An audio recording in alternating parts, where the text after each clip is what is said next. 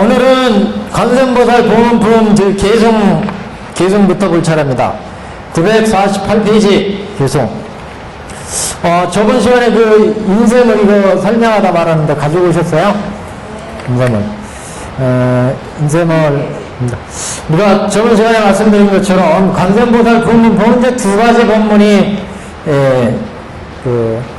어떤 그 내용으로 되어 있는데, 첫 번째는 중생들이 고난을 어떻게 벗어나느냐. 그래서 관세음보살이 중생들의 고난을 제거해준다. 그래서 중생들이 칠난, 7가지 바람의 난리, 물의 난리, 불의 난리, 도장의 난리, 가세, 또 악기, 원적, 이런 7가지 인간사회에서 벌어지는 난리, 이런 건 다 인간의 업에 의해서 발생한 거죠.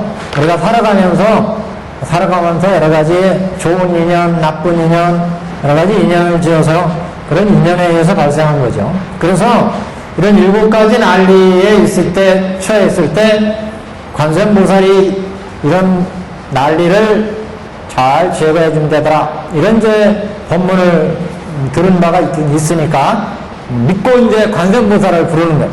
그래서 일심칭령, 일심으로 관세음보살을 부르면 7가지 칠난으로부터 벗어나게 되고, 두 번째는 탐진치, 음욕의 마음이 일어나거나 탐욕의 마음이 일어나거나 어리석은 마음이 생겼을 때, 우리 이제 경에서는 음욕이 치성할 때 이렇게 나와요.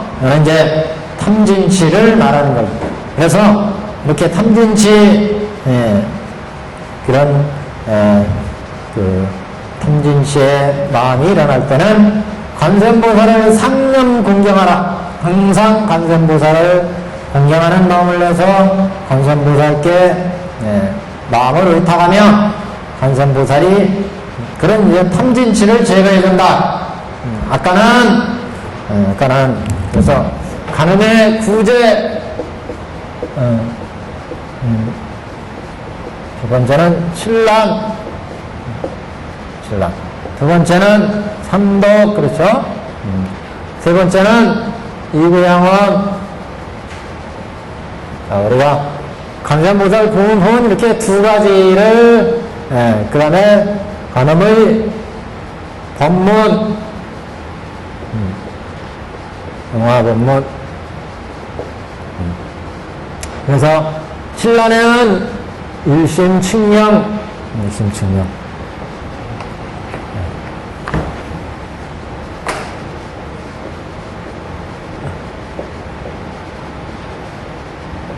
천태대사는 일심칭령을 2가지로 얘기를 합니다.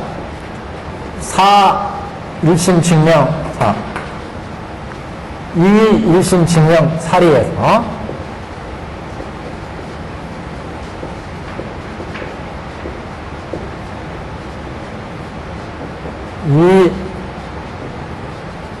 일심칭령, 이렇게 2가지로 얘기하는데, 일심칭령은 어떤 고난의 일에서 그냥 자기 입으로 열심히 관세음보살을 부르는 거고, 이는 일심칭령 하면서, 일심칭령은 일심칭령 하는 듣는 관세음보살, 모든 것들이 다 연기무자성 공이다.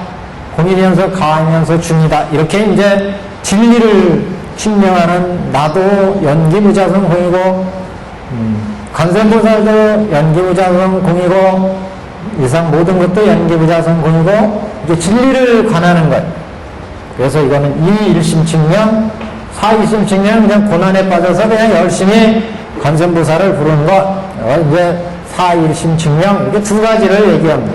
일심칭령은 조금 차원이 높은 거죠. 이게 수행의 의미가 이제 더 강하죠. 그래서 관세음보살 부르는 나도 연기무자성 공이고, 관세음보살에는 음성 자체도 연기무자성 공이고, 관세음보살도 연기무자성 공이고, 그래서 공에 들어가서 가로 들어가서 중까지 이제 자기 능력에 따라서 공을 얻고 가를 얻고 중을 얻고 이렇게 진리를 보는 증명의 방법입니다. 수행의 이런 방법이다 이렇게 보시면 되고, 두 번째는 삼독, 탐진치. 우리 경제는 보시다시피 음욕의 마음이 일어날 때는 항상 관세음보살을 생각하고 공경의 마음을 내라. 공경의 마음을 내면 그러면 관세음보살을 관세음보살 이런 탐진치가 수그러들게 한다. 칠란 삼독 이구행문은 그래서 이거는 구업감기다. 구업감기.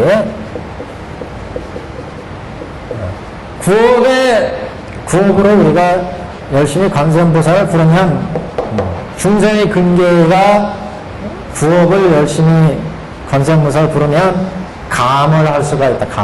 감이 온다. 관세음보살에 대한 감이 오니까 관세음보살이 자 우리로 응해오는 음을 만날 수가 있다. 감응도교를 이룰 수가 있다. 세 번째는 우리가 관세음보살을 항상 생각하면 탐진시 음욕의 마음이 안 난다. 탐내는 마음이 일어날 때 순수한 청정한 마음으로 관세음보살을 생각하면 그 탐욕의 마음이 없어진다. 욕망의 마음이 일어날 때, 탐욕의 마음이 일어날 때, 화내는 마음이 일어날 때 관세음보살을 생각하고 관세음보살에 대한 공경심을 내면 그러면 탐욕의 마음, 화내는 마음이 사라진다. 어리석은 마음이 생겼을 때 관세음보살을 항상 생각하고 공경하는 마음을 내면 역시 사라진다. 이거는 그래서 의역감기다. 구업이라는 건 우리가 입으로 열심히 관세음보살을 부르면 우리 중생의 근계가 감이 이루어져서 감이 온다. 그래서 우리로 응해오는 관세음보살을 알 수가 있다. 세 번째는 이구영원이었습니다. 이구영원. 아들이나 딸을 얻고자 할 때는 이건 일념으로 항상 관세음보살을 예배 공양하라. 예배 공양하라. 그래서 이건 신업관계. 신업관계. 그러니까 관세음보살로부터 우리가 감흥을 얻으려면 어떻게 해야 돼요? 구업으로 항상 관세음보살을 일심으로 이게 중요한 일심이 뛰느냐 못 뛰느냐 한 마음으로 관세음보살을 불러야 됩니다. 관세음보살을 부르는데 두 마음이 생기면 안 돼요. 대개 사람들은 다 두 마음이 생겨요. 일심으로 한 마음으로 관세음보살만 불러야 되는데 거기에 마음이 한 마음이 안 되기 때문에 한 마음이 되면 삼매에 들어가죠. 삼매. 그러니까 이렇게 보면 이것은 삼매에 의한 감흥이고 삼매에 의한 구제다 이렇게 볼 수 있습니다. 사실 두 번째는 삼독 탐진치 일어날 때, 세 번째는 아들이나 딸을 원할 때 관세음보살을 예배 공양하면 이거는 신업이다. 신업. 예배 공양하는 거니까 여기는 의욕, 여기는 구업, 신구 삼업을 다해서 관세음보살을 부르고 생각을 해야 된다. 그렇게 신구 삼업을 다해서 내가 관세음보살께 일심으로 부르게 되면 그러면 내가 관세음보살을 감하게 된다. 감 속에서 관세음보살의 응함을 얻게 된다. 그래서 관세음보살이 응하는 거는 관세음보살이 그 인행시에 이런 고난에 빠진 중생들이 관세음보살을 부르면 언제든지 내가 구제하리라 이런 서원을 세우고 관세음보살이 인행을 닦아서 항상 중생한테 응하고 계시다. 그래서 감응도교가 이루어지기 때문에 이런 고난으로부터 벗어난다. 두 번째는 관세음보살이 응하셔가지고 중생들한테 법문을 해서 중생을 구제한다. 그래서 관세음보살이 어떻게 이 사바세계의 논입니까? 이렇게 무진의 보살이 질문을 하니까 부처님께서 관세음보살은 중생들한테 중생들이 응할 대상에 따라서 부처로 응해서 제도할 중생한테는 부처의 모습으로 응하여 제도하고 성문으로 벽지불로 제도할 중생한테는 성문이나 벽지불로 응하여 제도하고 천령팔부로 응해서 제도할 중생한테는 천령팔부로 응하여 제도, 여러 천신으로 응해서 제도할 중생한테는 천신으로, 또 동남동녀로 응해서 제도할 중생한테는 동남동녀로, 또 뭐 갖가지 중생 왕이나 여러가지 모습으로 제도할 중생한테는 각각의 몸으로 응하여 제도하는데 그 응신이 33응신이다. 33응신. 예, 그래서 33응신으로 나누어서 나토 그 중생한테 법을 설한다. 그 법은 어떤 법이냐? 법을 설한다. 그 법은 여공 묘법연화형이다. 묘법연화경. 그래서 그 법을 설한다고 그랬는데 그 법은 각각의 근기에 맞게 법을 설하는 법이에요. 각각의 근기에. 그래서 부처, 성문, 연각, 보살, 인천, 천령팔부 다 합치니까 결국 우승법이죠. 그 우승은 결국 성문, 연각, 보살이 삼승한테 설하고, 삼승은 결국 불도로 중생을 제도하는, 그래서 부처로 제도할 중생한테는 부처로 놔둬서 제도하니까 결국 3승, 5승, 결국 일불승이다. 그러니까 결국 이렇게 33응신에서 19설법 하는데 19설법을 분석해보면 결국 각종 인천, 그 다음에 천룡 다 계산하면 우승법이죠. 우승법이. 결국 그 우승법을 통해서 성문연각 보살 삼성한테 설하는 거고, 그 삼성은 결국 일불승으로 부처로 제도할 중생한테는 부처로 제도하니까 결국 이거는 법화의 법이다. 묘법이다. 법을 설하는데, 또 하나 이 법이 묘법연화경이라는 증거는 앞에 묘음보살품에 보면 묘음보살품에도 분명히 여러가지 34응신에서 법화경, 이 법화경 법을 설한다, 이런 얘기가 나왔어요. 그래서 이거는 분명히 관세음보살이 응해서 제도하면 이거는 법화경 해설법이다, 이렇게 이제 볼 수가 있습니다. 그래서 법화경의 법을 설해서 관세음보살이 중생을 제도한다. 그때 응하는 거는 제도할 중생에 맞게 응신해서 중생을 제도한다, 이렇게 이제 봤습니다. 이 도표가 나온 게 이제 바로 그거예요. 어떻게 관세음보살이 중생에 응해서 제도하느냐. 그래서 관세음보살은 우리가 인행시에 관세음보살은 인행시에 이근원통을 이뤘다, 이런 말씀 드렸죠. 그래서 관세음보살이나 우리 경에 나오는 문수보살이나 보현보살이나 뒤에 나오는 묘장보살이나 야광보살이나 다 과거 인행시의 수행을 통해서 아까 앞에 말씀드렸던 24품의 묘음보살품에도 보면 보현색신산매를 얻었다, 이런 얘기가 나오죠. 보현색신산매. 그리고 일체 중생한테 법을 설하는 일체 어언다란이를 얻었어요. 어언다란. 묘음보살에서. 그러니까 이 관세음보살도 마찬가지예요. 관음도. 걔는 묘장엄왕 보살품에 묘장엄왕 보살품에 나오는 보살이나 또는 저 앞에 야광보살이나 야광보살, 뒤에 나오는 보현보살이나 다 마찬가지. 다 보현색신산매를 얻으신 분들이고 일체 어언다란이라 얻었고, 그래서 이런 대보살은 대보살은 제도할 중생에 맞게 응할 수가 있다, 응화.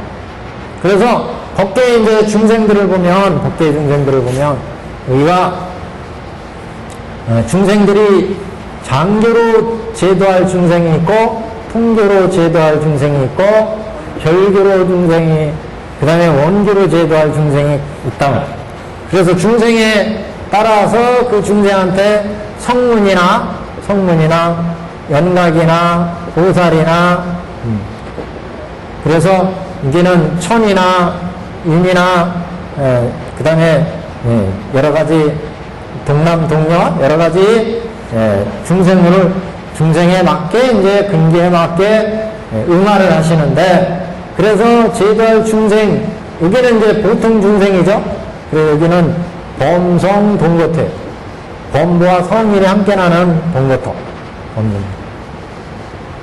여기는 방편유토. 왜 여기가 방편유토인지 아시죠?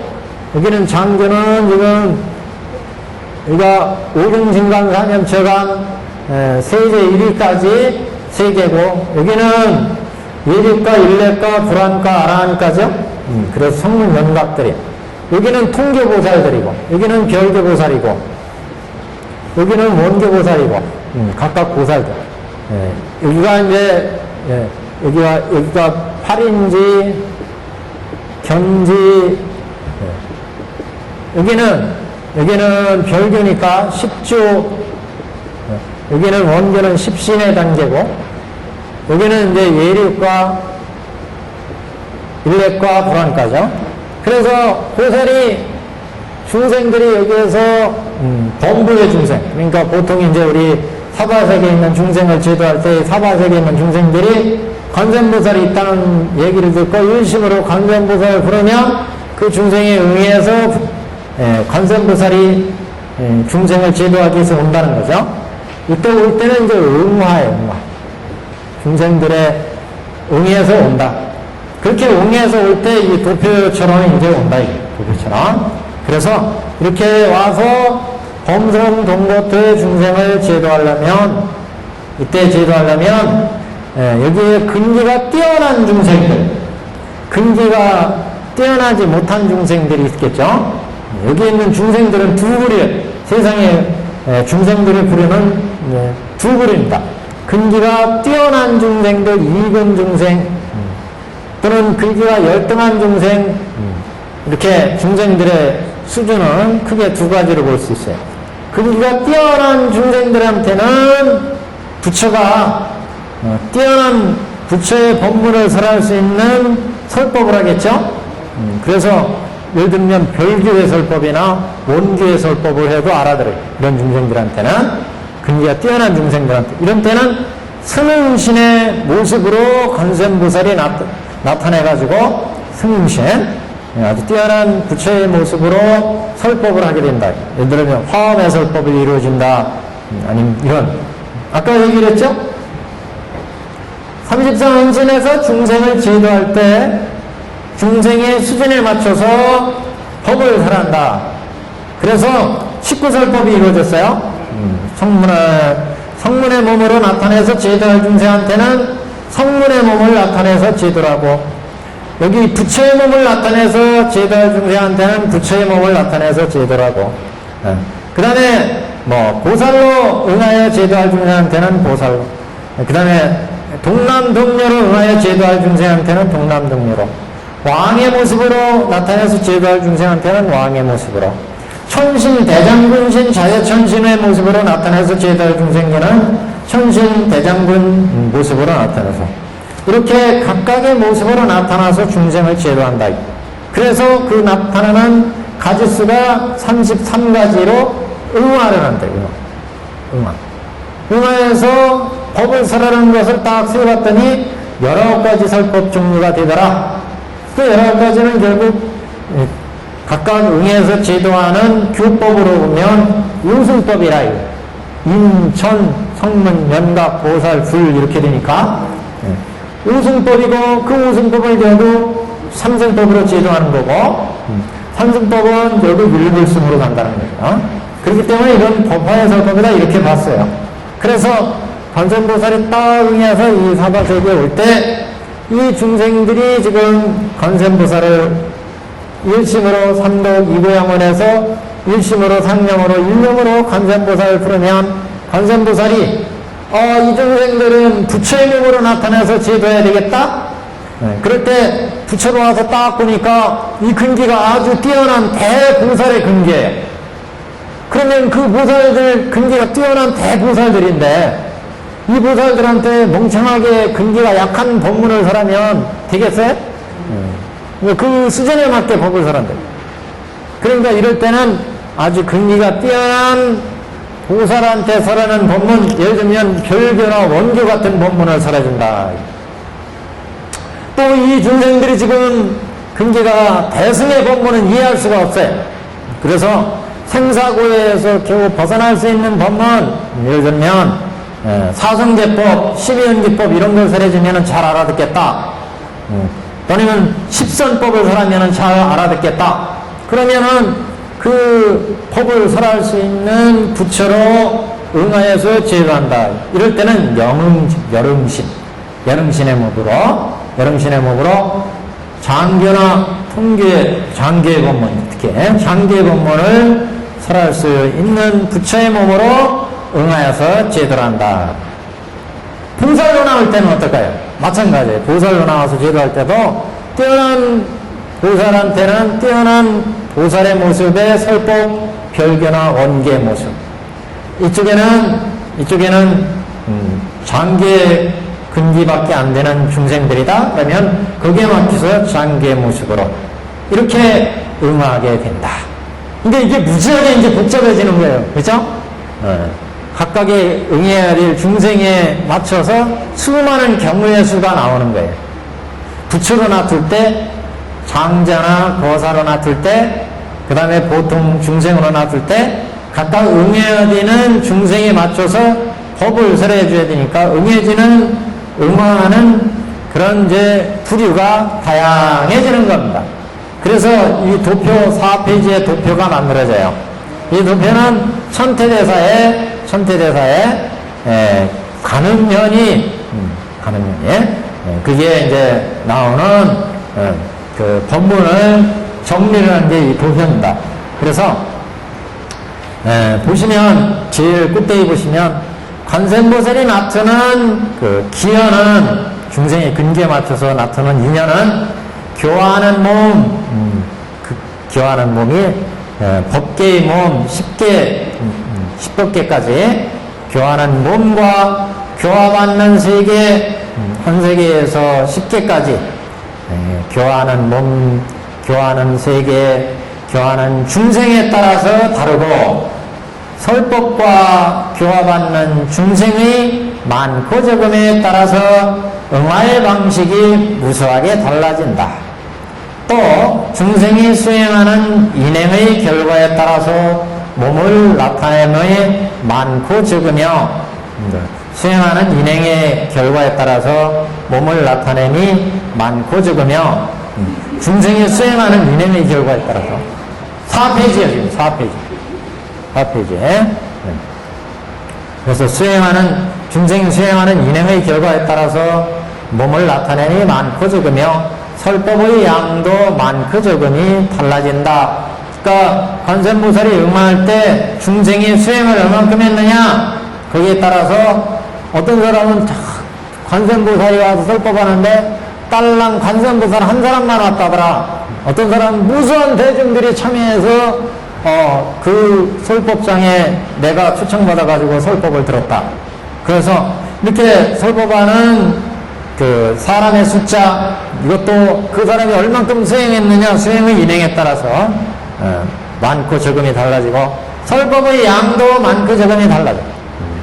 그래서 계속 관세음보살이 설법을 해서 많은 설법을 듣고 많이 깨달았다.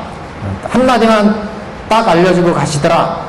그 중생에 따라서 이렇게 여러 가지 이제 또 응하는 중생에 따라서 중생의 응에 따라서 그러니까 이 법계 성문 여기 지우가기 즉생수라 인천 10개의 세계에 10개의 중생에 맞춰서 10개의 세계의 10개의 중생에 맞춰서 관세음보살이 응한다. 그때 응해서 듣는 이 대중들이 얼만큼 수행했느냐, 그 인행에 따라서 설법의 양도 달라지고 대중, 그 설법에 참여하는 대중도 달라진다. 그 소리예요, 이게. 그래서 교화받는 중생의 많고 적음에 따라서 응화의 방식이 무수하게 달라지고, 또 중생이 수행하는 인행의 결과에 따라서 몸을 나타냄이 많고 적으며 설법의 양도 많고 적음이 달라진다. 묘각법신 불보살 내지 직금강신의 34응신이 나타나는 국토로 전체를 치면은 10법계인데, 천태대사는 이를 실보무장해토, 방편유토, 범성동도토로 나누고, 여기에 중생이 근기와 인연에 따라서 장교, 통교, 별교, 원교에 오시로 제도한다. 이렇게 천태다운 해석입니다. 그러니까 이 법계 지금 지옥부터 시작해가지고 아기, 죽생, 인천, 불까지가 있는데, 이 10개의 세계, 이 세계에도 있고 이 세계에도 있고 아무 세계나 다 있죠? 다 있어요. 그래서 이 세계에 놔둘 때 여기는 범성동거토죠. 여기까지는 다 범성동거토. 여기는 방편유여토요. 방편유여토. 여기는 실보무장해토. 큰 보살들 무장해토. 여기는 이제 상적광토죠. 여기는 부처의 땅이에요. 상적광토. 여기가 십지에 해당되고, 여기는 등강묘각 이런 경지고, 그래서 각각의 세계에 관세음보살이 응하게 된다. 응하는 그 모습도 부처부터 각각 동남 동녀로 금강민, 직금강신까지의 모습으로 나타난다. 그래서 이렇게 나쁠 때 첫째 묘각법신이 4번에 4페이지 그 박스 아래의 얘기입니다. 묘각법신이 응신하는 경우다. 응연하는 경우 묘각법신. 그러니까 근기가 아주 뛰어난 중생한테 응할 때 이제 묘각법신이 응하게 되는데, 묘각은 그 깨달음의 단계에 있는 묘각법신이 응하는 경우다. 묘각법신이 실부터에 감응하면 노사나불이 되어서 교화받는 대상은 41지의 순수한 보살들이어서 일실제의 정진법으로 교화하여 이들은 모두 불도를 보하게 된다. 방편토와 범성동거토는 응신물과 같다. 이 얘기는 무슨 얘기냐면, 묘각법신으로 딱 나타서 교화할 중생이 근기가 아주 뛰어난 대보살들이에요. 이럴 때는 묘각법신의 모습으로 그대로 나타서 아주 뛰어난 법문을 설하면 된다. 그럴 때 그 교화받는 중생들은 뛰어난 근기고 훌륭한 그런 몸에 부처의 묘각법신의 법문이니까 그 법문을 듣고 모두 다 부처로 꼴이 나겠죠? 일실제 정진법으로 교화하게 되니까 법문을 듣고 꼴이 나게 되는데, 문제는 방편유토와 범성동거토의 중심들이에요. 방편유토나 범성동거토에 있는 중생들을 제도하려니까 묘각법신에서 중생들의 근기에 맞게 열응신으로 나타나게 된다. 열응신으로. 그래서 열등 열응신으로 나타나서 그 중생에 맞게 이제 교화를 벌이게 된다. 그래서 방편유토와 범성동거토는 응신들과 같다. 이렇게 얘기해요. 응신들과. 그래서 그 위에 이제 도표를 보시면 이렇게 묘각법신이 나쁠 때 실보무장해토로 나타서, 실보무장해토는 근기가 뛰어난 중생 보살들이 있는 데죠. 여기에 이제 나타가지고 여기에 맞게 중생을 제도하니까, 여기는 보통 10지 이상의 보살들이니까 묘각법신이 나타서 훌륭한 법을 설하면 다 꿀이 나겠죠. 그렇다. 그런데 이 묘각법신이 딱 나타서 제도하려고 봤더니 열등한 중생들이에요. 범성동거토나 여기에 방편유토에. 이럴 때는 묘각법신의 몸으로 나쁠 수가 없죠. 근위가 얕으니까. 이런 때는 열응신으로 나툰다. 열응신으로 영신으로 나타서 중생한 근기에 맞춰서 법을 설한다. 그래서 여기에 맞춰서 법을 설하게 된다. 그렇다고 이 부처가 다 뭐 뭐 수준의 차이가 있고 그런 건 아니에요. 부처가 제도하는 중생에 따라서 묘각법신으로 나타야 이 중생들은 쉽게 제도할 수 있어요. 근기가 뛰어나니까 워낙 다 이해하니까 법신으로 나타도 여기는 이해할 수 있어요. 또 여기는 법신으로 나타면 이해를 못하죠. 범부 중생들이 그 뛰어난 법신의 경지를 이해 못한다. 이런 때는 이 중생들을 제도하려니까 우리와 똑같은 모습의 부처의 모습으로 나오게 된다. 석가모니부처럼 음신불 해가지고 열음신으로 우리의 중생들한테 보면, 그렇다고 해서 이 부처님이 정각을 이루지 못한 부처냐? 여기는 정각을 이룬 그건 아니에요. 부처의 수준은 똑같지만 교활 중생에 맞춰서 부처의 모습이 이렇게 달라진다 그런 얘기예요. 그래서 어떤 때는 왜 우리 세계에 어떤 때는 화암의 설법이 왜 있게 됐고, 어떤 때는 왜 반야의 설법이 있고, 어떤 때는 왜 암의 설법이 있느냐?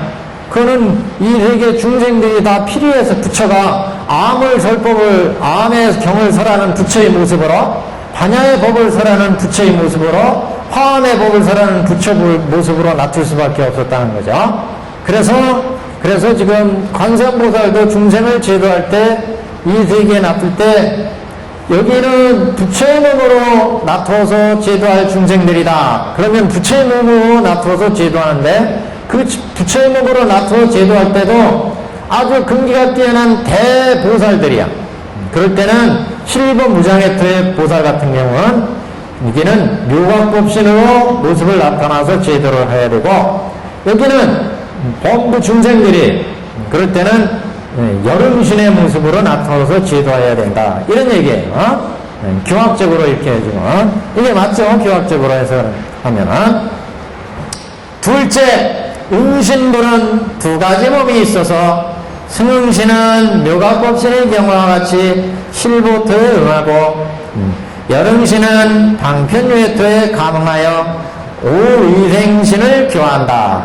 오의생신은 원교에서 무명을 파하지 못했거나 일부 파한 자, 별교에는 십회영리 경지나 부분 무명을 파한 자, 별교 중에서 파하지 못한 자, 통계에서 견사학을 끄는 자, 삼장교 중에 단옥자 5뿌리에 응하여 교화하게 된다. 이게 무슨 얘기냐면, 아까는 관세음보살에 임할 때 아주 뛰어난 법신, 묘각법신으로 중생을 제도할 때의 각각의 모습이었고, 이번에는 관세음보살이 응신으로 나타서 제도할 때, 둘째, 응신불로 나타서 제도할 때, 응신불로 딱 나타서 제도할 중생을 보니까 아주 근기가 뛰어난 중생들이에요. 여기 실버무장해토 같은, 이런 때는 응신불로는 안 되겠죠? 이런 때는 묘각법신으로 다시 나타서 제도를 하게 되고, 여기 보니까 여기는 범성동고토나 방편유해토는 응신불로 그대로 나타서 제도할 수가 있어요. 그럴 때 응신불로 나타서 제도하는데 각각의 중생에 맞춰서 응신불이 이제 제도를 하게 된다. 이런 거예요. 그래서 응신불로 나타날 때 여기 아주 뛰어난 중생들한테는 승응신으로 나타나서 묘각법신 법문과 똑같이 법을 설하게 되고, 열음신으로 나타날 때는 이렇게 중생의 근기에 맞춰서 설하게 된다. 그래서 여기 박스에서는 두 번째 박스 칸이에요. 두 번째 박스 칸.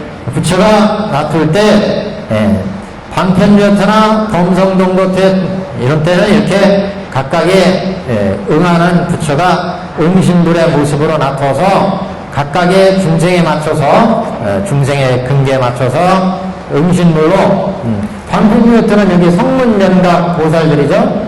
여기에 맞춰서 응하여서 별교인, 통교인, 삼장교, 별교, 통교, 삼장교의 법문을 설해서 제도하게 되고, 범성동고토에는 어떤 부처든지 다 올 수가 있어요.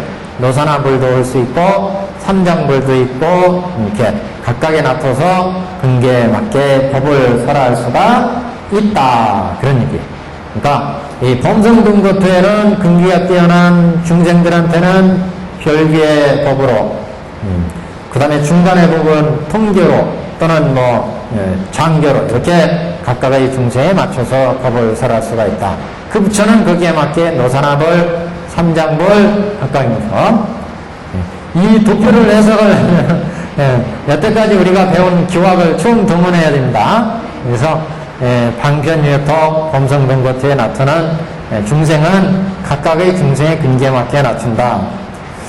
그래서 그 다음 범성등고토에 감응하는 경우는 예토와 정토가 있으니 예토를 들여다보면 정토, 그 정토도 마찬가지지만 중생의 근기에 맞춰서 거기에 맞춰서 법을 설하게 된다. 뒤에 이제 법문도 마찬가지 똑같아요. 보살을 놔둘 때는 그럼 어떠냐? 보살을 놔둘 때 관세음보살이 쫙 왔는데 여기는 보살로 놔둬야 돼요. 보살 놔둘 때도 마찬가지예요. 보살은 각각의 여기 실보토의 보살이다. 그렇다면 여기는 근기가 뛰어난 노사나불의 그런 이제 법문, 뛰어난 별교나 이런 이제 법문이 설해질 수 있는 보살로 법문이 설해지고, 그 다음에 범성등고토는 범성등고토에 맞게, 방편유토는 방편유토에 맞게 보살이 법을 설하면 된다. 벽집으로 놔뒀다 그러면, 벽집으로 놔뒀다면 벽집으로 제도할 중생한테 여기 벽집으로 놔뒀으면 여기 방편유토의 중생들을 제도해야 되겠죠. 방편유토, 그 다음에 그 범성등고토, 여기 범성등고토. 그러면 그 보살에서 벽집을 해서 왜 보살은 빠졌겠어요? 네, 보살은 빠졌겠어요. 박스에 보면 벽집으로는 보살 같은 경우는 실보토, 방편토, 범성등고토 이렇게 나왔죠? 근데 묘각법신에 실보 무장해토는 안 나왔어요.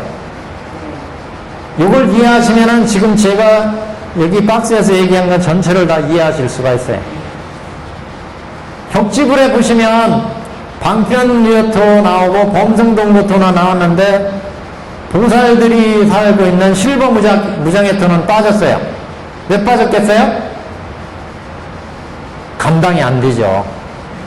한번 보세요. 내가 관세음보살이야. 관세음보살에서 지금 중생을 제도해야 하는데 벽지불의 모습으로 제도를 해야 돼요. 그래서 관세음보살이 벽지불로 뿅 변화했어요. 벽지불로 보살이 변화해가지고 제도할 중생을 딱 제도할 때는 여기 가서 제도할 수 있겠어요? 실버무장에 또 가서? 이건 안 된다, 이거냐. 이런 데는 여기 벽지불이 있는 벽지불까지는 가능해요. 여기는 범부들이 있는 범성등고토도 가능해요. 그러나 벽지불이 있는 데나 부처가 있는 데는 못 간다, 이거냐. 그 소리예요, 이게. 내가 벽지불인데, 수준이 벽지불인데 지금 대보살들 앞에서 설법할 수 있겠어요? 그러니까 거기는 안 되는 거예요. 이런 때 벽지불로 제도할 때는 여기 범부, 방편유토는 성문이나 양각이나 삼장제의 보살들, 그렇지만 실질적으로는 그 벽지불이나 또는 여기는 성문이나 이승들이 있는 땅이에요. 이승들. 여기는 여기는 범성등고토죠. 우리 보통 중생들이 사는 땅이. 그러니까 여기는 갈 수 있죠. 여기는 안 된다. 여기도 지금 여기는 안 된다. 실보무장해토는. 실보무장해토는 보통 십지보살 이상의 땅이잖아요. 십지보살. 십지보살 이상의 땅이에요. 그러니까 안 된다. 부처로 놔뒀을 때 관세음보살이 부처로 뿅 했어요. 그래서 부처로 놔둬서 이상 제도할 때는 어디든지 다 가서 제도할 수 있죠? 다 가서 제도할 수 있어요. 다 가서 제도할 때 법을 설할 때는 그 중생의 근기에 맞춰야 되니까 뛰어난 중생들한테는 원교나 별교의 법을 설하고 뭐 그 중생한테는 통교도 설하고 장교도 설하고 설한다. 근데 이 제도할 중생들이 지금 벽지불의 모습으로 나타서 제도해야 돼. 그런 벽지불의 모습으로 뿅 했어요. 딱 봤더니 벽지불로 나타서 제도할 때 여기 범성등고태에는 갈 수가 있죠. 방편유효태도 갈 수 있어요. 그러나 실버무장해터는 안 된다. 여기는 대보살들이 있는 땅이니까. 그래서 이렇게 갈 수 있는 세계라 나타나는 거예요. 그 다음에 성문을 놔뒀을 때도 마찬가지예요. 성문을 놔뒀을 때도 이승들이 있는데 그 다음에 범성등고태는 갈 수 있지만 실버무장해터는 안 된다. 그 피해와 이해하실 수 있겠죠? 네, 그렇게 이해하십니다. 그 다음에 직근강신을 놔뒀다.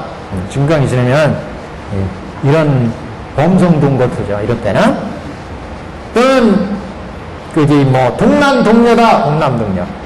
보통 아이들 그럴 때는 요 세 개죠. 왕이다. 왕이. 그럼 요 세 개죠. 각각의 중생에 따라서 놔둘 수가 있다. 우리 삼국유사에 이런 얘기가 나요. 삼국유사에 신라에 경흥국사가 있었는데 경흥국사가 아주 경국사 정도 되니까 수행도 많이 하셨잖아요. 근데 이 양반이 그 국사에 여러 가지 골치 아픈 업무를 치르고 또 수행을 하다 보니까 아주 필요해가지고 몸이 아주 약해졌어요. 그래서 병을 끙끙 앓고 있는데 어느 날 한 노인네가 딱 찾아와요. 찾아와가지고 이 양반을 딱 보시더니 당신은 약을 먹어도 약으로 치료할 수 없는 병이다. 그러면서 내가 특단의 어떤 조치를 취해줘야 당신은 병을 낫게 할 수 있다. 그래서 경국사를 딱 불러내가지고는 요새 얘기하면 인형극, 꼭두각시 있잖아요. 인형극. 이거를 경국사 앞에서 노인네가 손가락에 껴가지고 여러 가지 인형극을 막 해주는데 너무나 재미있어. 그래가지고 배꼽이 빠지도록 웃었어요. 경국사가 손바닥 치면서. 딱 웃고 나서 보니까 여태까지 아팠던 게 샥 날아가 버렸어요.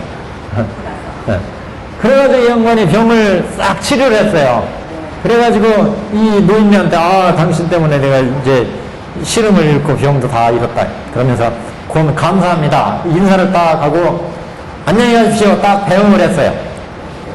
경국사가 뒤돌아서 생각하니까 저 노인네가 아무래도 좀 찜찜해. 저기 도대체 어디 사는 어떤 노인네인가. 그래가지고 제자시켜서 저 노인네 가는데 한번 어디로 가나 쫓아가 봐라. 그랬더니 이 노인네가 남산으로 착 가더니 남산에 남항사 저기 법화영원전에는 남항사로 나오는데 유사에는 이게 남항사가 아니고 무슨 사로 나와요. 이 절로 싹 들어가시더라 이게.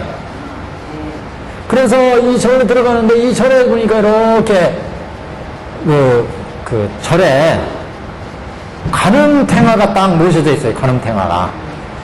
근데 이 노인네가 집행일을 짓고 있었는데 그 절로 딱 들어가더니 이 관음전에 관음탱화 앞에 딱 가보니까 노인네, 아까 들어간 노인네는 온데간데 없어지고 그 노인네가 짓고 오던 집행이가 이 관음탱화 앞에 딱 이렇게 걸쳐져 있더라고요.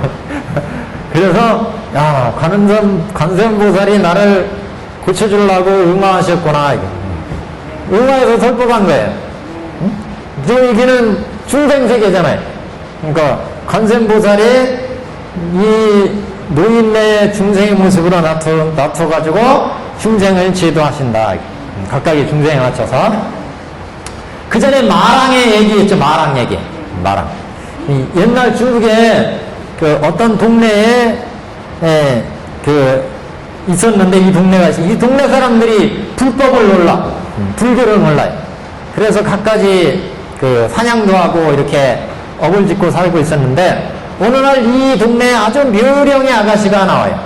동료예요. 그러니까 동료. 아주 이쁜 아가씨가 하나 딱 나와서 나는 어머니도 아버지도 없어요. 제가 귀가할 때가 좀 있으시면 하숙집 그래서 하숙집을 찾아요. 그래서 어느 집에 딱 이제 머물렀어요. 어머니까 이 동네에 있는 총각들이 가슴이 막 이제 뛰기 시작해요. 이 이쁜 동네가 딱 왔는데 이 아주 마음씨도 착하고 예쁘고 막 이러니까 그래서 청년들이 막 줄을 섰어요. 이 집에 와가지고 데이트하자고. 그래가지고 이 아가씨가 얘기하기를 나하고 데이트하려면 이 관세음보살 보문품 이걸 딱 줄 테니까 내일 아침까지 이걸 딱 이루고 와라. 그럼 내가 데이트 신청 받아주겠다. 그래가지고 보문품을 한 품씩 다 줬는데 그 이튿날 되니까 그러니까 한 50명 왔던 거예요. 한 20명이 다 이뤄가지고 왔어요. 그래가지고 20명이 딱 왔어요.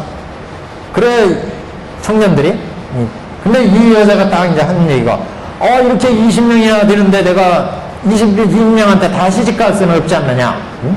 그러니까 오늘 이제 내가 금강경을 주겠다. 금강경.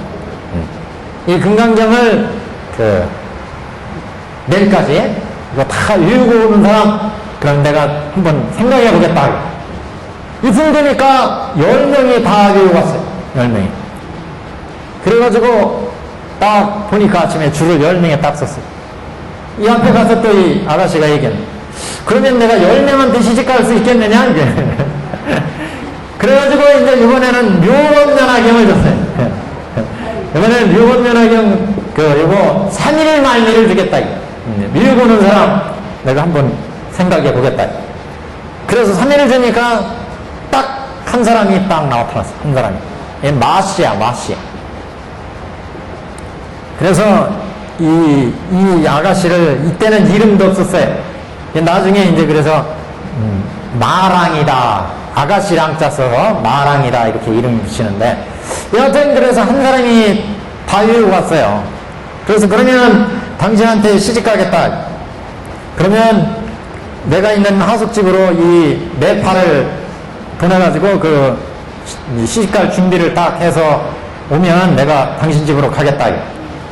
그래가지고 날짜가 되니까 통학을 울리면서 남자 측에서 딱 왔어요. 그래가지고 이 여자가 이제 가마를 타고 신랑네로 딱 갔어요. 가가지고 이 집에 딱 들어갔는데 그 전에 근데 한 번 이거 얘기했어요. 한 번도 아니고 2번 얘기했거든. 안 들었어요? 한쪽으로 듣고 한쪽으로 흐르셨지 뭐. 안 나오세요? 그래가지고 여기에 들어가가지고 시집을 딱 갔는데 이 양반이 딱 들어가면서 하시는 말씀이 내가 몸이 좀 깨끗이 않으니까 먼저 들어가서 이제 좀 단장을 좀 해야 되겠다. 그래가지고 신부가 신방으로 싹 들어가요. 근데 들어가서 아무리 기다려도 이 신부한테 아무런 소식이 안 들려. 강간무소식이야. 그래가지고 이제 사람들이 이 방에 이제 들어가 봤어요. 문 열고 들어가 봤더니 이 신부가 이미 죽어가지고 몸이 다 부패가 됐어요. 이 여자가. 그래가지고 급히 장례를 치러가지고 묘를 딱 묻어줬어요. 그래서 그래도 마씨한테 시집을 왔잖아요. 그래서 이름이 마랑이야. 마랑. 그래서 이 마랑 아가씨에 대한 얘기가 이게 유명한 얘기예요. 영험전에서. 마랑 아가씨, 그래서 후대 사람들이 막 시도 짓고 막 이래요. 마랑 아가씨에 대해서. 예, 딱 보니까 벌써 뼈만 남았어. 그래가지고 딱 이제 묻어졌어요. 묻어졌는데 한 며칠 뒤니까 이 동네에 범상치 않은 스님이 한 분이 찾아와요. 밤새 가사를 탁 걸쳤는데 이 스님이 와가지고 동네에 와서 이 동네에 아무런 나이가 뭐 여정도 되고 키가 여정도 되고 아가씨 하나가 이 동네에 왔는데 어디에 있느냐 찾아요. 그러니까 이 동네 사람들이 그간 얘기를 싹 해줘요. 그럼 묘가 어디 있느냐? 이 동네 여기에 있습니다. 딱 가서 묘로 딱 데려갔어요. 그랬더니 스님이 모래로 이렇게 덮어놨는데 그 모래를 석장으로 싹 이렇게 긁어내버려. 긁어내니까 그 묘 속에서 분명히 그 시신을 묻었는데 그게 그 구슬이 딱 나와요. 구슬이. 이렇게 구슬이. 그래가지고 딱 이 구슬을 보여주는 거예요. 그러면서 이 스님이 얘기하기를 여러분이 여태까지 보신 마랑은 이거는 진짜 마랑이 아니다. 이거는 관세음보살이라. 관세음보살. 관세음보살이 여기는 동료로 제도를 해야 돼. 어린 소녀로. 그래서 동료의 모습으로 와서 지금 이쪽이 여태까지 불법도 모르고 악업을 행하고 있어서 이 동네를 제도하려고 관세음보살이 동료로 오셨다 이게. 그러면서 이 구슬은 내가 가지고 간다. 그래서 싹 떠났어요. 그래서 이게 이제 동료로 제도하는 거예요. 그래서 이 무식한 그 중생들을 제도하려니까 동료의 모습으로 여기는 범성동거토죠. 보통 범부들이 사는 땅. 그래서 범부들의 중생들을 제도하려니까 동남동료로 제도해야 돼요. 여기에 맞게 제도를 하신다. 그래서 이렇게 응하는 그 관세음보살의 모습은 이 중생들이 어떤 상태냐. 그래서 이 사람들이 얼마나 수행했고 어떤 상태냐에 따라서 응하는 그 관세음보살의 모습이 달라지고 대중도 수많은 어떤 사람은 뭐 영험을 봤는데 수많은 불보살들이 와서 나한테 법을 설해 주시더라. 어떤 때는 뭐 관세음보살 한 번만 오셨다더라. 사람 숫자가 오시는 숫자나 대중이 다 달라요. 그거는 우리가 수행하는 이 중생의 정도에 따라서 달라진다. 오는 대중도 달라지고 중생도 달라진다. 그 소리예요. 그래서 여기 뒤에 이게 복잡한 말 많이 있는데 이건 논문이라서 읽어보셔도 무슨 말인지 모를 거예요. 그러니까 이렇게만 이해를 하세요. 이렇게만 곱게 중생에 맞춰서 부처로 응할 때, 보살로 응할 때, 이승으로 응할 때, 그 다음에 동료로 응할 때, 인천의 왕으로 응할 때 각각의 모습에 따라서 달라진다. 자, 우리 이제 경으로 갑니다. 948페이지. 948페이지. 여기 보시면 이제 개성입니다. 개성. 셋째 줄. 무진의 보살, 무진의여 관세음보살은 이와 같이 자제의 실력을 가져서 사바세계에 논의느니라. 사바세계 놀며 다니다는 얘기 아니에요. 중생을 제도하면 산이느니라. 그런 소리죠. 그때 무진의 보살이 계승으로 물어 말씀하되 세존께서는 묘한 상을 갖추셨으니 네, 지금 물어 말씀하되 이렇게 됐으니까 이게 좀 문장이 좀 이상한데 사실은 이게 그때 무진의 보살이 계승으로 물어 말씀하셨다 이렇게 끝내는 게 좋아요. 이게 계승으로 말씀하셨다. 그러면서 이제 밑에는 다 계승이에요. 세존께서는 묘한 상을 갖추셨으니 지금 회상이 부처님이 계시고 다보혈회가 계시고 그죠? 영축산 도량에 지금 여기 부처님 계시고 다보혈회 계시고 대중들이 지금 쫙 참여한 거 아니에요? 그 중에 무진의 보살이 지금 부처님께 저 관세음보살은 도대체 어떤 공덕을 지었고 우리 관세음보살이 어떻게 사바세계에 돌아다니며 중생을 제도합니까? 이렇게 물었더니 지금 관세음보살은 33응신에서 19설법한다 이렇게 부처님이 설명해 줬죠. 그 법문을 듣고 나서 무진의 보살이 여태까지 설한 법문에 대해서 계승으로 부처님께 이제 말씀을 드린다. 계승으로. 그래서 그때 무진의 보살이 계승으로 부처님께 물어 말씀을 하셨다. 세존께서는 묘한 상을 갖추셨으니 저는 지금 거듭 그를 묻겠나이다. 그는 이제 관세음보살에 대해서 여쭙겠습니다.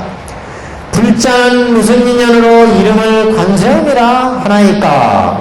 불자는 이제 이게 관세음보살 불자는 무슨 인연으로 이름을 관세음이라 하나이까? 묘한 상이 부족하신 부처님께서 계승으로 무진의 보살에게 대답하시되, 여기 이제 그냥 인도적인 표현이에요.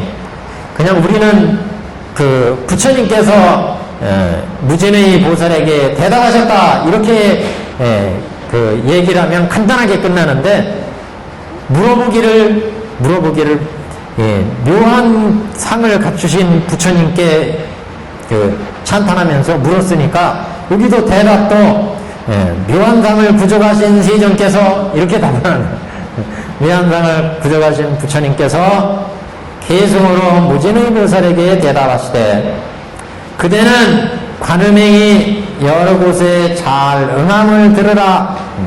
관세음보살이 행하는 바가 여러 곳에 중쟁에 따라서 잘 여러 가지로 모습으로 응해서 중생을 제도하는, 그래서 그대는 관음행이 여러 곳에서 잘 응함을 들으라. 큰 서원이 바다와 같이 깊어서 생각할 수도 없는 겁을 지나도록 많은 천억의 부처님을 모시고 크게 청정한 무언을 일으켰느니라. 이게 이제 우리는 경전에서 이렇게 간단하게 나왔지만 능언경에서는 조금 자세하게 나와요. 그래서 관세음보살이 이렇게 아주 지극한 큰 서원을 지었다. 관세음보살이. 그래서 여기 지금 큰 서원이 바다와 같이 깊다 이렇게 말씀했죠. 그래서 불쌍한 중생들을 보면은 관세음보살은 참을 수가 없어요. 그래서 깊은 서원을 세워서 중생들이 이렇게 바람에 날리, 물에 날리, 불 날리, 가세 또는 도적 또는 그 원적 귀신들의 갖가지 난리에 중생들이 고난받고 있는 모습을 보고, 야, 이 중생들 내가 다 제도해야 되겠다. 이렇게 깊은 원을 세우고 이 중생들을 다 제도하려니까 중생이 부르면 언제든지 놔둬야 돼. 그래서 이 듣는 수행, 듣는 것, 청각 수행, 이근 수행을 열심히 닦았어요. 그래서 문문경에는 이근 원통을 이뤘다 이렇게 나와요. 관세음보살이. 우리 경에는 지금 관세음보살이 큰 소원이 바다와 같이 깊어서 생각할 수도 없는 겁을 지나도록 오랜 세월 동안 수행을 쌓고 또 쌓고 관세음보살이 이렇게 하셨다. 그래서 큰 소원이 바다와 같이 깊어서 생각할 수도 없는 겁을 지나도록 많은 천만억 부처님을 모시고 크게 청정한 원을 일으켰습니다. 큰 원을 지어서 내가 이 중생들을 다 제도하겠습니다. 이렇게 소원을 세웠다. 내가 너를 위하여 간략히 설하리니 이름을 듣고 몸을 보고 마음으로 생각하면 헛되지 아니하여 능히 모든 고뇌를 멸하리라. 그래서 관세음보살이 어떻게 제도하는지를 내가 알려주겠다. 부처님이.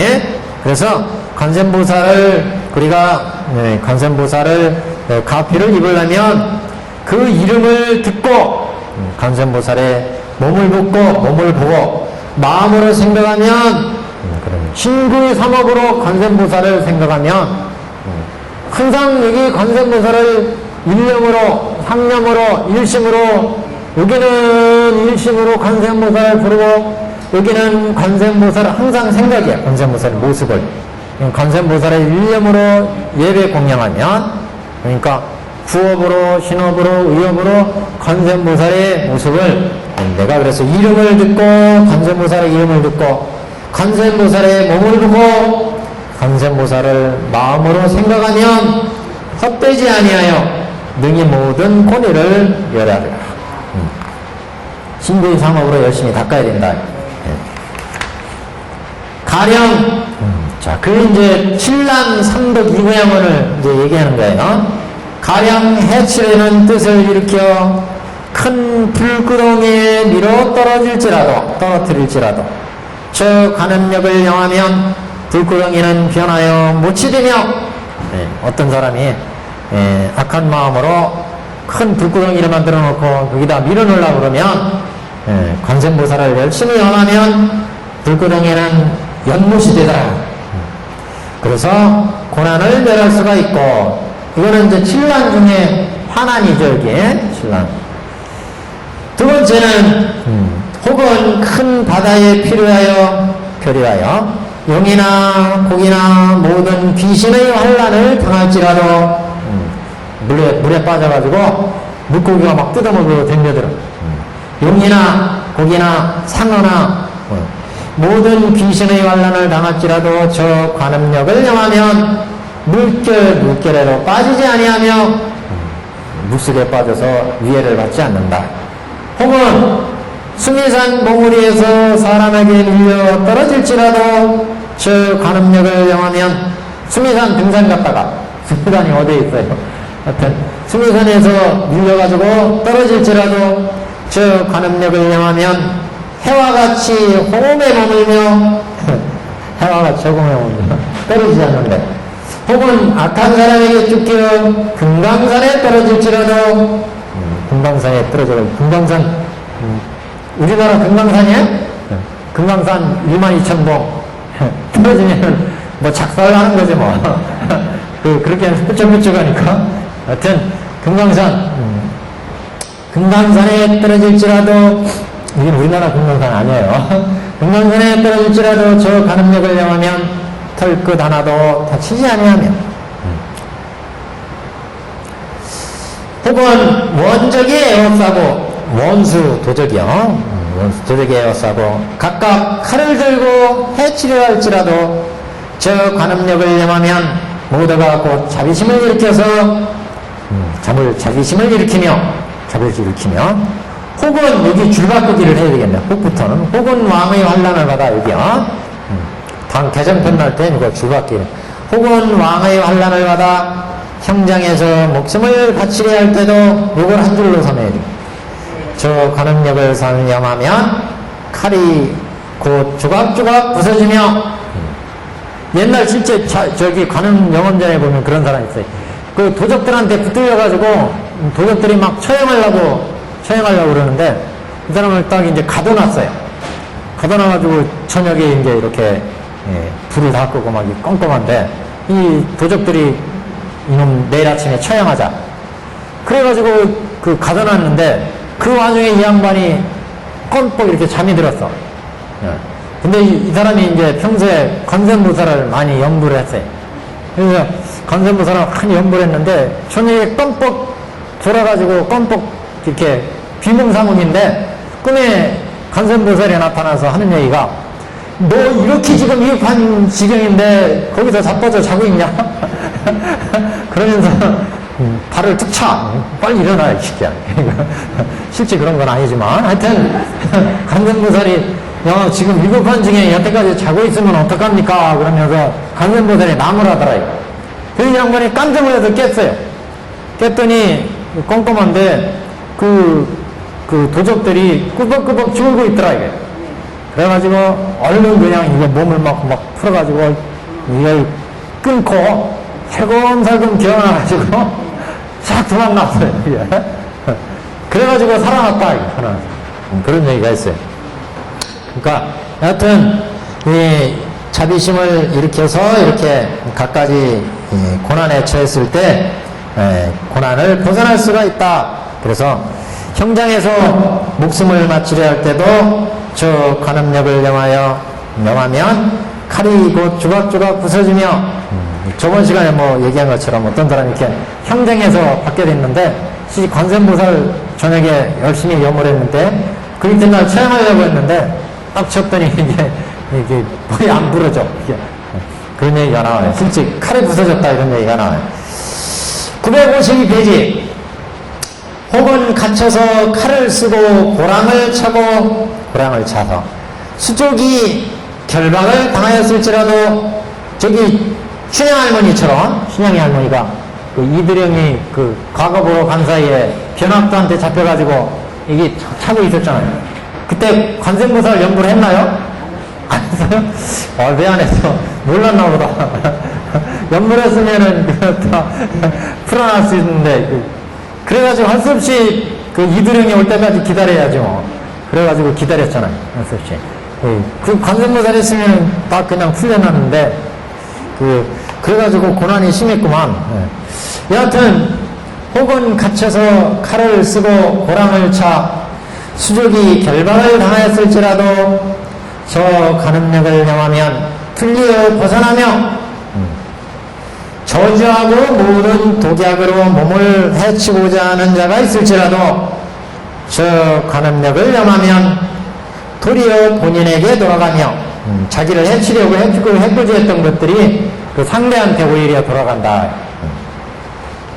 혹은 나찰이나 독한 용과 모든 귀신들, 이건 악귀는 아니에요. 이런 귀신들을 만났을지라도 저 간음력을 영하면 때로 저 간음력을 영하며 그런 간음력을 영하면 그 벗어나게 된다 그런 얘기죠. 때로 감히 모든 것이 해치지 못하며 나찰이나 독한 용과 귀신들을 해치지 못한다. 우리 앞에서는 귀신들이 이렇게 예쁠 때 관세음보살을 열심히 영하면 그 염하는 사람, 관세음보살을 염하는 사람을 귀신들이 쳐다보지도 못한다 이런 얘기가 나왔죠. 쳐다보지도 못하는데 어떻게 해치겠느냐 이런 얘기가 나왔어요. 그러니까 귀신들이 이렇게 해치려고 올 기미가 있으면 그러면 그 귀신이 해치는지를 어떻게 알겠어요? 모르죠. 그러니까 마음이 괜히 싱숭생숭하고 이게 가슴이 뭐 울렁거리고 이게 뭔가 좀 불길한 예감이 들어. 그럴 때는 그냥 열심히 묘법연화경을 하든지 관세음보살을 부르든지 그렇게 해라. 그래서 관세음보살 열심히 영하면 귀신들이 범접을 못해. 악귀들이 범접을 못한다.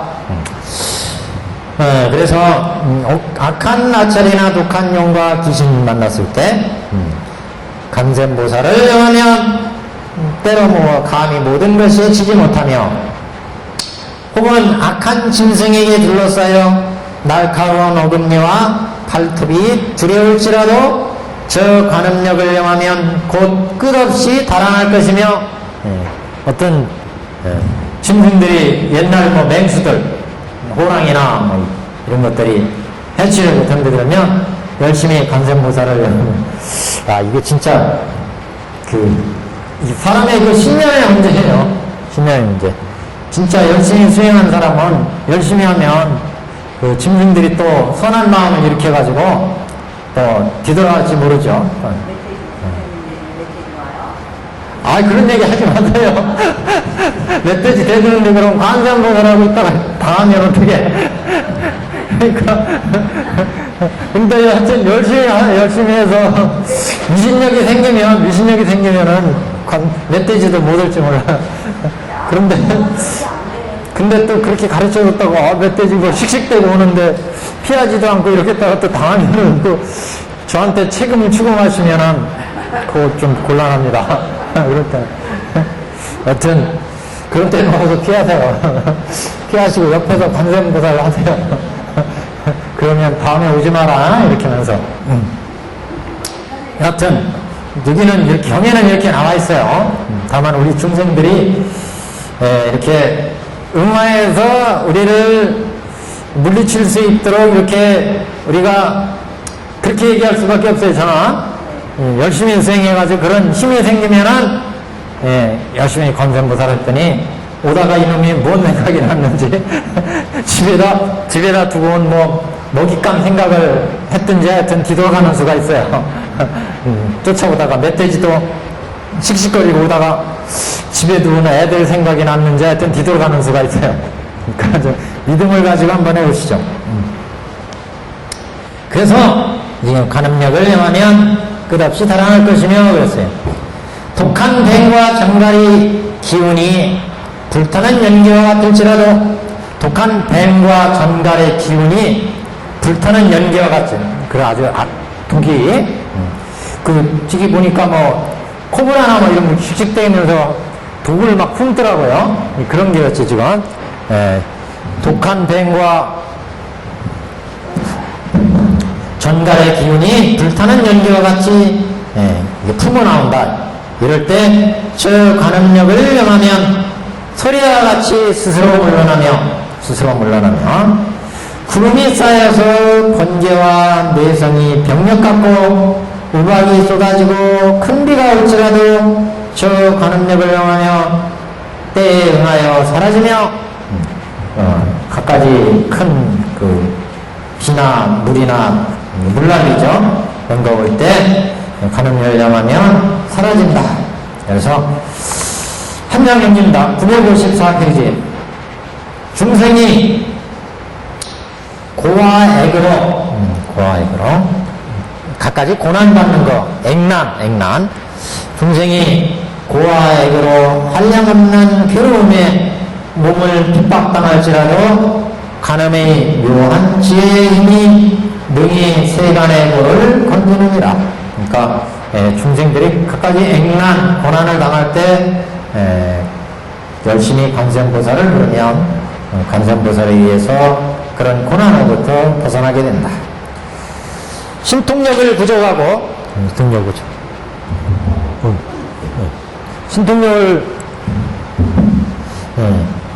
신통력을 부족하고 널리 지혜의 방편을 닦아서 시방 모든 국토에 몸을 나타내지 않는 나라가 없이 가지가지의 모든 악도와 치욕과 악의와 축생의 생로병사의 고를 점차로 다 멸하게 함이니라. 그러니까 이 사바세계에서 갖가지 고난, 시방국토에서 여러가지 악도, 지옥, 악의, 축생 이런 고를 받게 될 때 우리 중생들이 지옥의 고, 악의 고, 이런 갖가지 축생의 고 이런 고난을 받게 됐을 때 그러니까 지옥의 고처럼 갖가지 내가 막 고난이 아주 극심해. 또 악의 고처럼 갖가지 그 배고픔이나 이런 거에 시달릴 때 중생 또는 축생의 고까지 본능적인 그런 욕망 이런 것들이 자꾸 사무칠 때 이런 때 관세음보살을 영하면 그런 고난으로부터 점차로 멸하게 된다.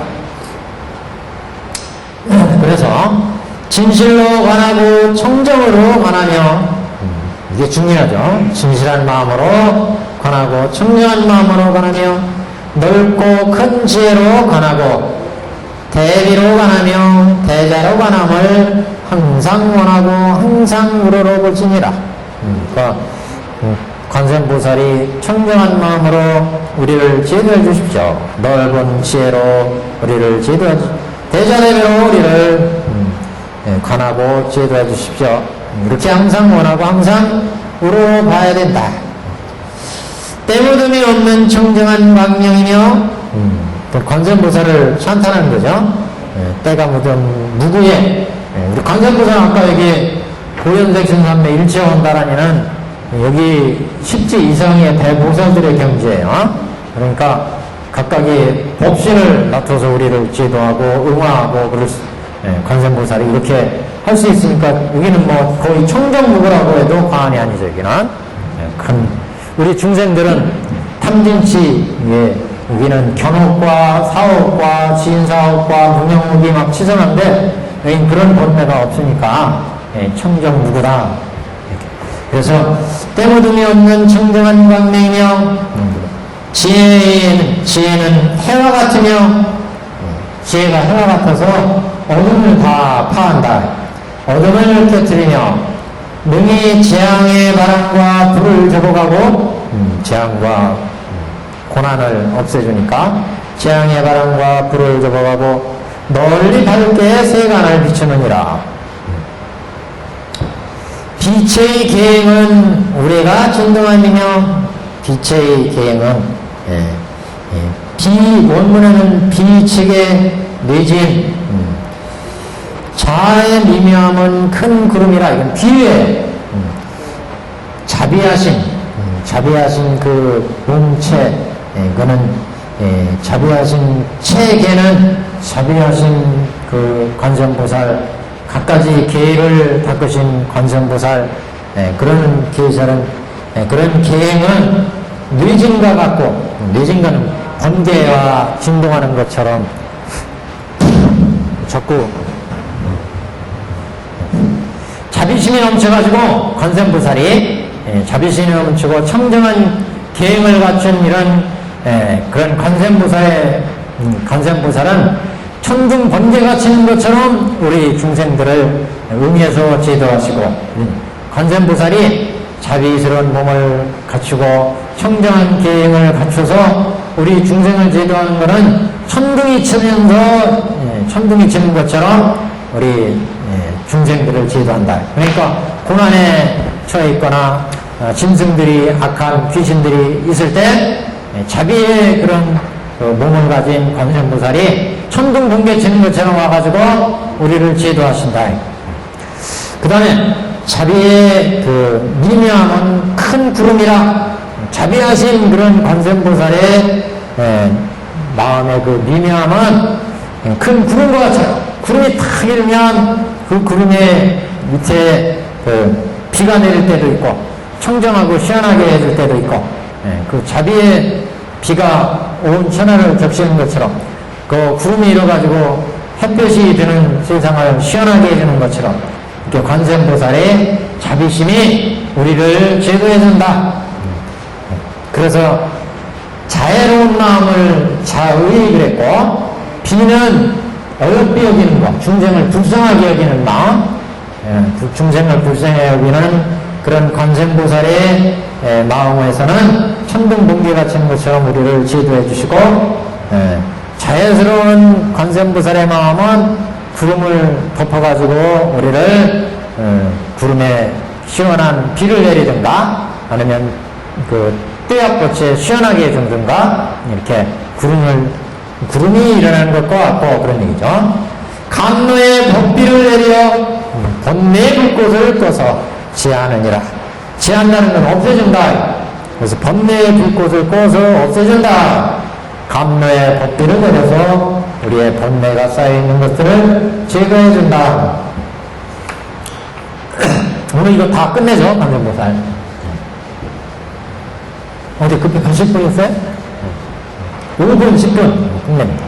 자, 956페이지. 관청에 쟁송을 당하고 겁나고 두려운 전장 중에서도 관청에 이렇게 송사, 그래서 감옥에 가거나 이런 일이 생기는 거, 관청에 쟁송을 당하고 소송을 당하고 겁나고 두려운 전장 중에서도 관세음보살을 영하면 모든 원망과 두려움이 물러나리라. 그런 고난에서부터 벗어나게 된다. 묘하게 중생을 가르치는 복덕의 음성이며, 관세음보살은 우리 중생한테 응해가지고 갖가지 법을 설해준다고 그랬죠? 그 음성은 복덕의 음성이다. 묘하게 중생을 가르치는 복덕의 음성이며, 관세음보살 여기 일체 어원다를 얻었기 때문에 이 중생에 응해서 법을 설할 때 우리 귀에 쏙쏙 들어오게 설하신다. 그래서 복덕의 음성. 세상을 능히 굽어보는 음성이며, 맑고 청정한 음성이며, 바다의 조서와 같이 언제나 새로운 진리의 음성이며, 바다 한번 보세요. 물이 들어왔다 나갔다 하면서 바닷물이 철썩철썩 하는데 지금 쫙 왔죠? 다시 물러가. 쫙 왔지? 다시 물러가. 다 새로운 음성이야. 청정한 음성이야. 미묘한 음성이야. 그래서 바다의 조서와 같이 언제나 새로운 진리의 음성이며, 저 세간의 미혹을 초월한 음성이니, 세간의 그 미혹을 떨쳐낸 음성이야. 이런 대로 모름지기 항상 생각하여 순간순간에도 의심을 내지 말지니라. 의심 내지 말고, 아까 멧돼지 왔는데 그 의심 내지 말고 그냥 버티고 있으라는 얘기네요. 여튼 알아서 하세요. 알아서. 의심이 일어서 아직 믿음이 부족하다 그러면 삼신님께 도망가는 게 있어요. 나는 믿음이 꽉 차서 저 멧돼지 때려잡을 수 있다? 그럼 버티시고. 하여튼 나머지는 책임 안 집니다, 제가. 하여튼 그래, 순간순간에도 의심을 내지 말지니라. 관세음 정성은 고뇌와 죽음의 해군에서 능히 의지가 되리라. 이 좋은 말이네요. 관세음보살에 대한 정성은, 관세음보살의 그 정성이란 청정한 그 성인, 관세음보살의 청정한 그 성인이신 관세음보살, 이런 뜻이죠. 관세음보살의 정성은, 관세음보살이 갖가지 수행을 돕게서 닦아가지고 그 큰 불도를 이루신 그런 분이니까 정성이다, 청정한 성인이다 그랬어요. 관세음보살의 정성은 그래서 고뇌와 죽음의 예문에서 능히 의지가 되리라. 고난이 있을 때 관세음보살을 열심히 부르시면 이런 죽음과 고뇌를 다 걷어내신 분이니까 우리가 의지할 만하다. 이런 애근에서 능히 의지가 되리라. 일체의 공덕을 갖추고 자비의 눈으로 중생을 보며 복덕의 쌓이니 바다와 같이 한량이 없느니 이런 거로 마땅히 머리 숙여 예배할지니라. 그때 지지보살이 여기 뭐 관세음보살을 얘기하니까 관세음보살만 머리 숙여 예배하라? 문이 아니에요. 모든 이제 성인 다 이렇게 머리 숙여 예배해야 돼. 그래서 한 예만 든 거예요, 지금. 관세음보살 공문품이니까. 그래서 이런 거로 마땅히 머리를 숙여 예배할지니라. 그때 지지보살이 곧 자리로부터 일어나서 앞으로 나와 부처님께 말씀하되 세존이시여 만일 중생이 이 관세음보살 품에 차대한 법과 보문으로 신통력 나타냄을 들은 이 사람의 공덕은 적지 아니함을 마땅히 아오리라. 여태까지 들었으니까 이 관세음보살의 이 자제한 중생을 제도하시는 법과 보문으로 보문은 널리 듣는다는 거죠. 보문으로 신통력 나타냄은 우리가 지금 본문을 통해서 들었어요. 그래서 들은 이 사람의 공덕은 우리 본문을 들은 이 사람들의 공덕은 적지 아니함을 알겠습니다. 부처님께서 이 보문품을 설하실 때 대중 가운데에 84,000의 중생이 다 무등등의 안욕따라 삼맥삼불의 마음을 일으켰느니라. 발심을 했다. 야, 이렇게 법화경의 관세음보살을 우리가 수행하면 이렇게 큰 공덕이 있구나. 그래서 모두가 나도 발심해야지. 이렇게 큰 결심을 내고 발심을 했다더라. 여기까지 관세음보살 법문품 끝. 다음 시간에는 바라니 품입니다. 바라니 품. 오늘 여기까지.